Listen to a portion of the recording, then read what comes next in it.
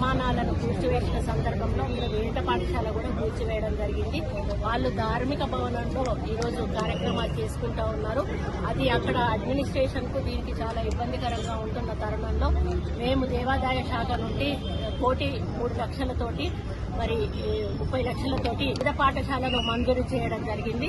దాన్ని ఇప్పుడే అక్కడ శంకుస్థాపన చేసి మరి పిల్లలకు అక్కడ వాళ్ళకి ఆ కార్యక్రమాన్ని స్టార్ట్ చేసి రావడం జరిగింది.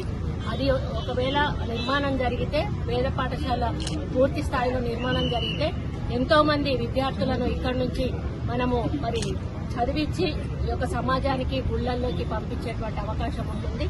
అదేవిధంగా ఇక్కడ భద్రకాళి డెవలప్మెంట్ విషయంలో కూడా మాడవీధులకు ఇప్పటికే 20 కోట్లు 10 కోట్లేమో కూడా నుంచి 20 కోట్లేమో ఎస్డీఎఫ్ నుంచి కూడా ఇవ్వడం జరిగింది.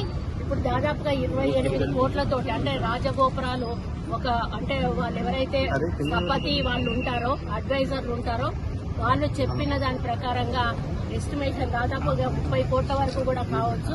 వాటికి ఈ రోజు ఇక్కడ శంకుస్థాపన చేసి మరి మాడవీధులతో పాటు కూడా ఆ యొక్క రాజగోపురాల నిర్మాణం కూడా చేపట్టబోతా ఉన్నాము. అదేవిధంగా ఇక్కడ ప్లేస్ కూడా అంత కంజెస్టెడ్ గా అయింది ప్రైవేట్ హాల్స్ అవి ఉండడం వలన.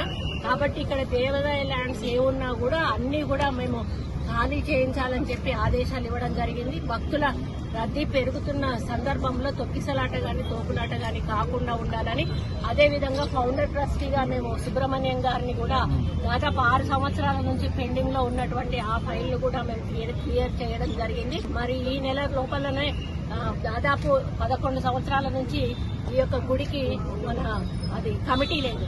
ఆ కమిటీని కూడా ఈ నెలలో మేము వేయబోతున్నామని కూడా తెలియజేస్తూ మనందరికీ కూడా శుభాకాంక్షలు.